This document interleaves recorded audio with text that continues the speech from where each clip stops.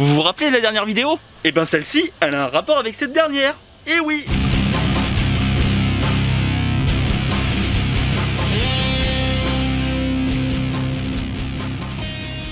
Parce que du coup, je vais en parler plus tôt que prévu, mais je vais parler de Farmland.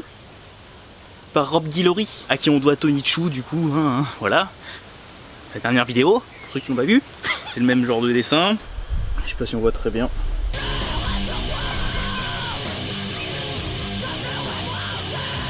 Sauf que là, contrairement à Tonichou, Rob Guillory, il est à la création, au dessin et au scénario. Il y a juste la couleur qui ne fait pas. Et la couleur ici, elle est de Taylor Wells. Ça ressemble énormément aux couleurs de Tonichou.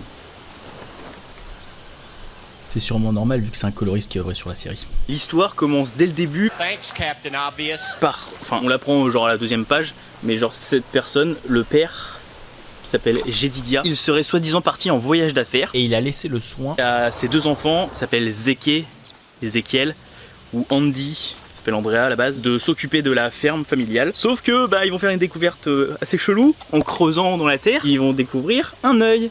Du coup, ils vont encore plus creuser, ils vont découvrir que c'est leur père. Et juste après ça, on voit Ezekiel qui semble plus âgé se réveiller. durant tout le tome, on va pas savoir si c'est quelque chose qui est vraiment arrivé ou si c'est quelque chose qu'il a juste rêvé quoi. Puisqu'il a fait un mauvais rêve.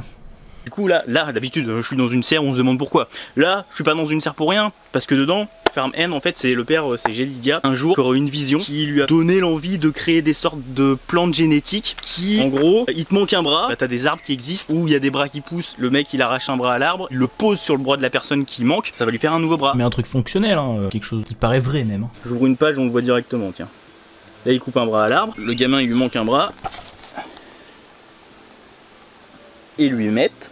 Et après, il a un nouveau bras. Bon, au début, le bras, il est un peu vert, il a un peu une couleur bizarre, mais au final, ça prend la pigmentation de la personne, ça prend même les taches de rousseur, des trucs comme ça, et t'as l'impression d'avoir un vrai bras, quoi, après. En bref, le père Jenkins, oui, c'est leur nom de famille. Il a une ferme un peu chelou, il cultive des organes humains. Et ça attire la convoitise de plein de gens pas souvent très bien intentionnés. Et une partie de l'intrigue de l'histoire de ce comic book vient du fait que le fils Ezekiel, on sait pas vraiment pourquoi, est parti du jour au lendemain de la maison familiale. Le père Jedidia, il va lui en vouloir un peu, on pense.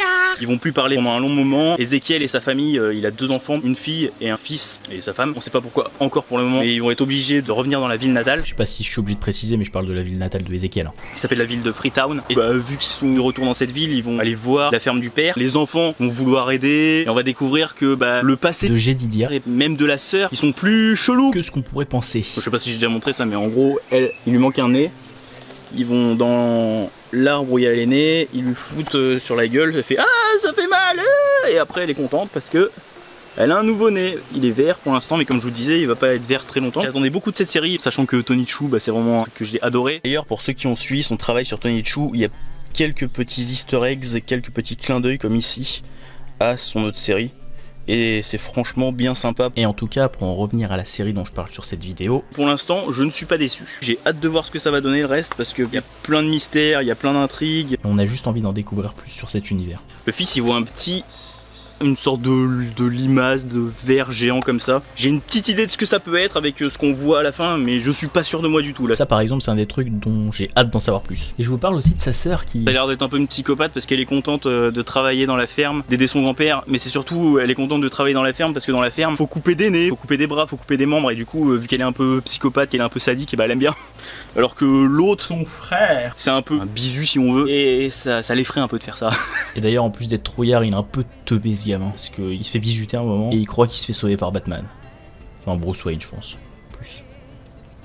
Ok. Lisez-le, vous comprendrez pourquoi. J'ai pas été déçu du tout depuis le temps que je l'attendais, j'avais lu un petit peu moins de la première issue grâce au Free Comic Book Day de l'année dernière, 2019, grâce à Delcourt qui avait mis cet extrait dans leur fascicule. Et déjà à l'époque ça avait attisé ma curiosité, et même avant d'avoir lu ce petit extrait, quand j'ai su qu'ils allaient faire une nouvelle série, je voulais absolument la lire, et du coup j'étais content. Bref, je ne suis pas du tout déçu. Regardez-moi cette tête de conne là. Pour le moment, on a que 2 tomes de sortie, c'est chez Delcourt comme vous avez pu le constater. À la base, c'est chez Image Comics et c'est une série qui est encore en cours et pas terminée quoi. Et si jamais vous les trouvez, prenez-les. Je vous le conseille parce que c'est vraiment... Déjà, c'est super beau. Et les couleurs en plus, ça rend le truc encore plus beau. Et en plus d'être super beau, et bah c'est super cool quoi. Donc pourquoi se priver? Ah oui, c'est ça aussi que je voulais dire. C'est que les sortes d'implants comme ça là, c'est bien beau, mais y aurait pas quelque chose de chelou qui se cacherait derrière, hein? Parce que bon, quand t'as des sortes de plantes qui te poussent alors que tu t'y attends pas, je pense que tu dois être heureux dans la vraie vie. Dans la vraie vie, en gros, je me projette comme si ça existait pour de vrai. Hein. Ouais. Pour moi, je pense que ça va être un coup de cœur du début à la fin. Quand je dirai les autres, je vous dirai peut-être ce que j'en aurais pensé. Mais pour l'instant, j'ai vraiment hâte d'en lire plus des péripéties de la famille Jenkins. Et pour ceux qui auraient pas compris pourquoi je dis que c'est pas anodin que j'étais dans une serre pour une fois, bah voilà, ça ressemble à ça. Ça ressemble un peu à des serres. Puis à l'intérieur, c'est pareil, t'as l'impression d'être dans une serre quoi. Miam miam. Allez, sur ce, je vous dis au revoir.